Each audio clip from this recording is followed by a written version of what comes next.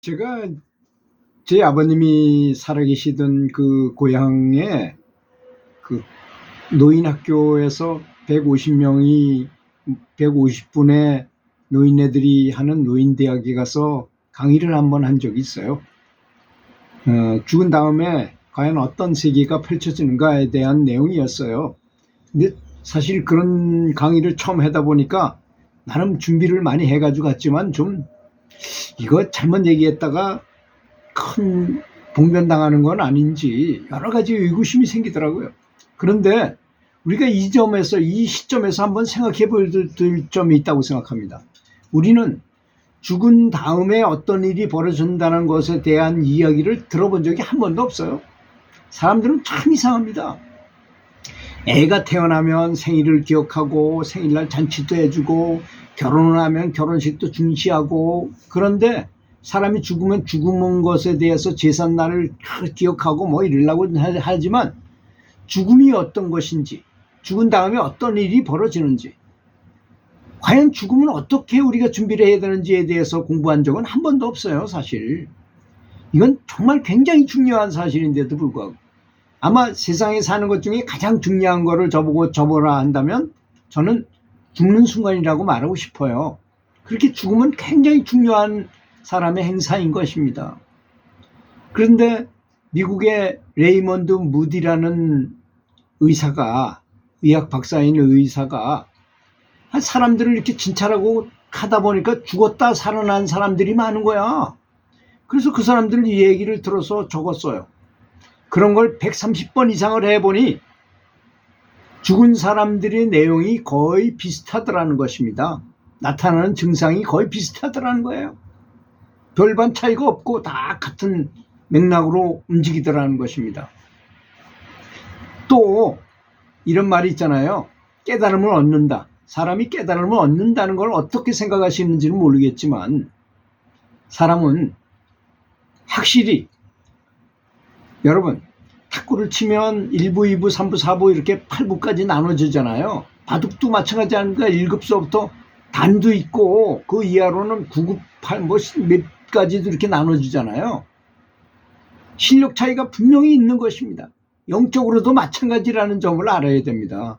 그래서 불가에 보면 뭐 수다원, 수나원, 뭐 아라한, 뭐 그다음에 보살, 부처, 뭐 이런 경직이라는 게 있잖아요. 아마 그 밑에도 더 있을 것입니다. 따지면. 그렇지 않습니까? 그런 것처럼 사람에게도 분명히, 사람은 그래서 연부를 해야 된다는 이유는 무엇이냐? 연부를 하게 되면 부처님은 이미 깨달은 큰 빛을 가진 분입니다. 사람은 우리가 이 육신인 것 같지만 사실은 우린 육신이 아닙니다. 우리 마음속에 있는 빛이에요. 빛과 진동이 우리 생각으로 존재하는 그것이 바로, 의식으로 존재하는 그것이 바로 우리 진화인 것입니다. 그러면 우리가 죽을 때 빛을 많이 모은 사람은 바로 극락이라고 말하는 곳이나 극락보다 더 높은 불세계도 많이 있어요. 불국토로 가게 됩니다. 바로. 그래서 사람이 죽으면 좋은 말로 말해서 돌아가셨다고 말하는 것입니다. 돌아가셨다는 건 뭐야? 본향으로 갔다는 거예요. 원래 있었던, 태초에 우리가 만들어질 때 있었던 그 유일한 신이 만드는 그 상태로 다시 돌아가는 것. 그래서 돌아간다고 말하는 것입니다. 사실 돌아간다고 말하는 표현은 너무나 좋은 말이에요. 사실 돌아가지 못하면 어떻게 해야 됩니까? 윤회하잖아요. 육도를 윤회하게 된다 그래요. 잘 죽어봐야 사람으로 태어나거나 또 천상에 태어납니다. 그리고 완벽하게 최소한도 극락을 가면 극락에서는 다시 돌아오지 않잖아요. 거기는 그 수천 생이 걸리더라도 하여튼 거기서는 성불까지 하는 곳입니다. 그러니까 연불이 얼마나 중요한 것입니까? 그렇지 않으면 지옥을 간다거나 악귀가 된다거나 축생이 된다.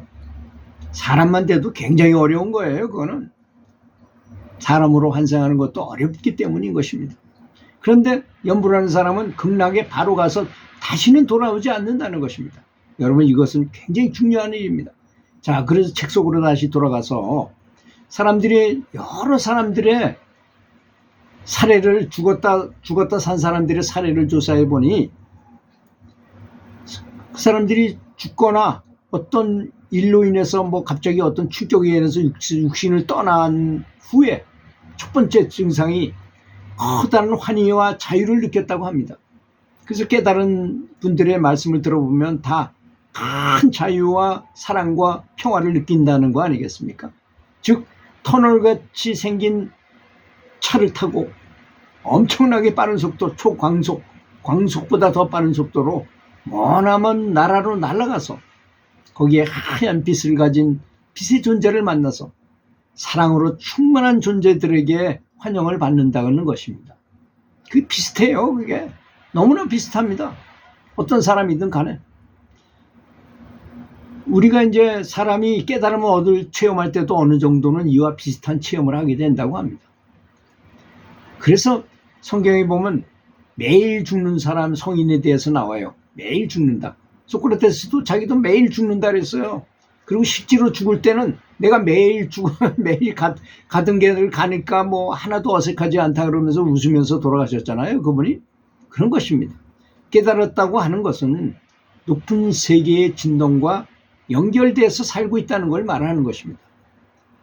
이제 우리는 우주에서 유일한 존재도 아니고 이 세상에서의 삶이 우리가 살아온 유일한 삶도 아님을 알아야 할 것입니다. 그래서 깨달음을 체험했다는 것은 그 순간 높은 세계와 연결되어서 영광된 세상에서 영광스러운 옛 체험, 내가 원래 있었던, 아까 제가 얘기한 태초에 있었던 그 영혼의 그 상태를 기억해내는 것입니다. 그러니까 깨달음이란 기억해내는 것, 상기해내는 걸 말하는 것입니다. 무슨 특별한 발명을 하는 게 아니고 원래 나는 이런 것이었구나 라는 걸 알게 되는 상태라는 것입니다.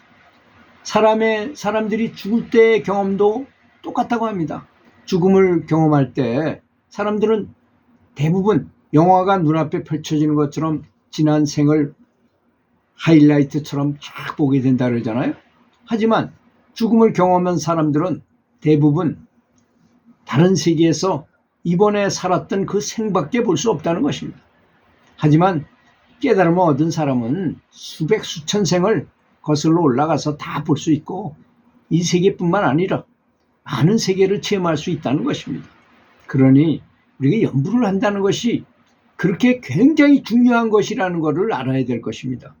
거기서 하여튼 극락세계만 들어가기만 하면 어떻게 하든 간에 성불회까지 무조건 가게 된다는 것이니까 반드시 연구를 열심히 하셔가지고 극락학교에 입학하시기를 간절히 기도하겠습니다. 들어주셔서 감사합니다.